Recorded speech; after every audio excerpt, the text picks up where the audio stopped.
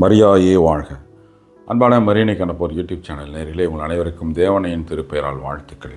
மாதாவோடு மாபெரும் ஜூபிலி என்ற தொடரில் இருக்கின்றோம். மாதாவை பற்றிய அரிய செய்திகளை தினந்தோறும் மரியணை கண்டபோர் சேனல் உங்களுக்கு வழங்கி கொண்டு வருகிறது. மாதாவை பற்றிய இந்த செய்திகள்லாம் உங்களுக்கு வாட்ஸ்அப்பில் வேணும்னா MMJ அப்படின்னு டைப் பண்ணி உங்களுடைய பெயர் மற்றும் ஊர் அதை ஸ்க்ரீனில் போயிட்டுருக்கிற நம்பருக்கு வாட்ஸ்அப் பண்ணுங்கள். தினந்தோறும் உங்களுக்கு வருடம் முழுவதும் மாதாவை பற்றிய அரிய வீடியோக்கள் வாட்ஸ்அப் மூலம் அனுப்பப்படும். அன்பானவர்களே, இந்த தொடரில் நாம் உடன்படிக்கை பேழையும் மாதாவும் அப்படின்ற தலைப்பில் பார்த்துட்டு வரோம். ஒவ்வொரு வீடியோவாக மாதாவுக்காக ஆதரவாக இருக்கக்கூடிய அந்த வசனங்களை நாம் பார்த்துட்டு வரோம். அதையும் அந்த வகையில் இன்று உடன்படிக்கை பேழையும் மாதாவும் ஒன்று தான் அப்படின்றதுக்காக ஆதார வசனம் எங்கே இருக்குன்னா 2 சாமுவேல் 6வது அதிகாரம் 2வது வசனம். இதில் பார்த்தீங்கன்னா மாதாவுடைய அமல உற்பவம், இமாக்குலேட் கன்செப்ஷன் அப்படின்ற விஷயம் இங்கே இருக்கும். இதில் அதை நம்ம இன்றைக்கி தெரிஞ்சுக்கலாம். 2 சாமுவேல் 6வது அதிகாரம் 2வது வசனம் என்ன சொல்லுதுன்னா, தாவீதும் அவரோடு இருந்த யூதாவின் மனிதரும் புறப்பட்டு கடவுள் பேழையை கொண்டு வரும்படி சென்றார்கள். அப்பேழை கெரூபிம்களின் நடுவே வீற்றிருக்கும் சேனைகளின் ஆண்டவருடைய பெயரால் புனிதமாக்கப்பட்டுள்ளதால் ஆண்டவர் அதன் மேல் தங்கியிருக்கிறார். இதுதான் இன்றைய வசனம், மாதாவுக்கான வசனம். இந்த வசனத்தில் 2 விஷயங்கள் நமக்கு கடவுள் கொடுத்திருக்கிறார். அதுக்கான ஆதாரத்தை பின்னால் வரக்கூடிய புதிய ஏற்பாட்டிலையும் ஆண்டவர் வச்சிருக்கார். என்னென்னா, மாதா அமல உறுப்பவை, மாதா பரிசுத்தமானவர்கள், அவங்க பாவி கிடையாது. அவர்கள்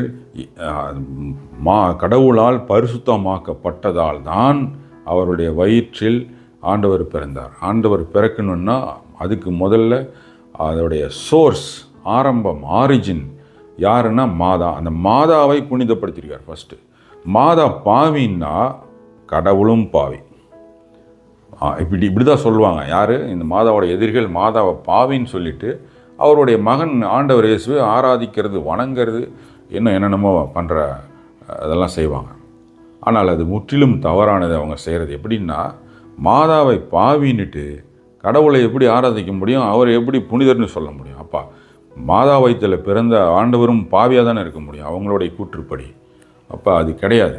அதுக்கு தான் கடவுள், உனக்கே இவ்வளோ மூளையில், நீ ஒரு மனித மூளையில் குறுக்கு புக்தியில் நீ மாதாவை இவ்வளோ கேவலமாக நீ பேசுனீன்னா அதுக்கு வழிவிடுவாரா கடவுள்? பிதாவாகிய கடவுள் அதை அப்படி அடித்து மட்டம் தட்டுறதுக்கு தான் கடவுள் என்ன செய்கிறார்? மாதாவை முதல்ல பரிசுத்தமாக்குறார்.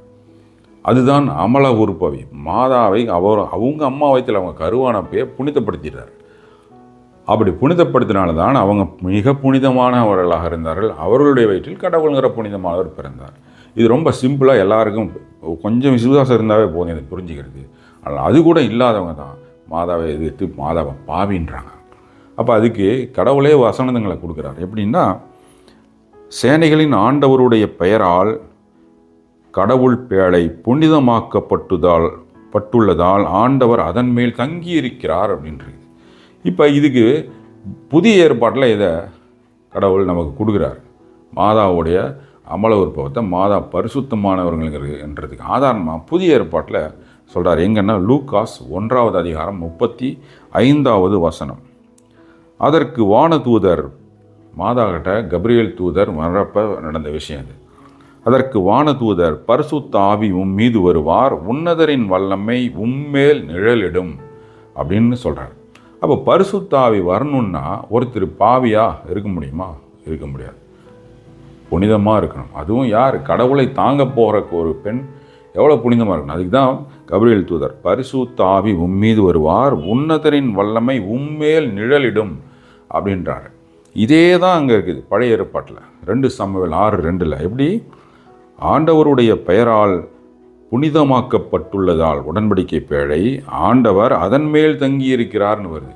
இந்த அதன் மேல்ங்கிற வார்த்தை பழைய ஏற்பாட்டிலையும் வருது, புதிய ஏற்பாட்டிலையும் வருது. உம்மேல்னு புதிய ஏற்பாட்டில் வருது, அதன் மேல்னு பழைய ஏற்பாட்டில் வருது. எதன் மேல்? அந்த உடன்படிக்கை பேழையின் மேல், அதன் மேல் ஆண்டவர் தங்கியிருக்கிறார்னு வருது. அப்போ இதே தான் மாதாவும் புதிய ஏற்பாட்டினுடைய உடன்படிக்கை பேழை, அதன் மேல் பரிசுத்தாவி நிழலிடுகிறார். பரிசுத்தாய் அவங்க மேலே வர்றார். அதன் வல்லமையால், உன்னதரின் வல்லமையால் கடவுளை நீர் பெற்றெடுப்பீர்கள்னு போட்டிருக்கு. அப்போ சாதாரண ஒரு பேழையை கடவுள் புனிதமாக்கினார். அதை தான் நாங்கள் பழைய ஏற்பாட்டு வசனத்தில் சொல்கிறார். ஆண்டவருடைய பெயரால் உடன்படிக்கை பேழை புனிதமாக்கப்பட்டுள்ளதால் அப்படின்னு வருது. அப்போ அந்த ஒரு மரப்பெட்டியை அவர் புனிதமாக்கியிருக்கார், ஒரு சாதாரண ஒரு மரப்பெட்டியை. அப்போ தன்னுடைய திருமகனாகிய ஆண்டவர் இயேசு வரக்கூடிய, அவரை பெற்றெடுக்கக்கூடிய தாயை எந்த அளவுக்கு புனிதமாக்கியிருப்பார், இதை புரிஞ்சுக்கணும் நல்லா. அப்போ பரிசுத்தாவி வந்து கடவுளுடைய உன்னதனுடைய வல்லமை மாதாவின் மேல் நிழலிட்டு அவங்கள முழுசாக பரிசுத்தமாக்கியதுக்கு பிறகு கடவுள் அவங்க வயிற்றில் பிறகுறார். அப்போ உடன்படிக்கை பேழையும் மாதாவும் ஒன்று ஒன்று ஒன்று. அன்பர்களே, இந்த செய்தியை எல்லாருக்கும் பரப்புங்கள். தேவதாயின் தூதராக இருந்து மாதாவிற்கு ஆதரவான இந்த மாதிரி வீடியோக்களை நீங்கள் எல்லாருக்கும் ஷேர் செய்யுங்கள். தேவன்னையன் மாசற்ற இதயம் போற்றி வணங்கப்படுவதாக. தேவத்தாய் என்றென்றும் வாழ்த்தப்படுவார்களாக. நன்றி. மரியாயே வாழ்க.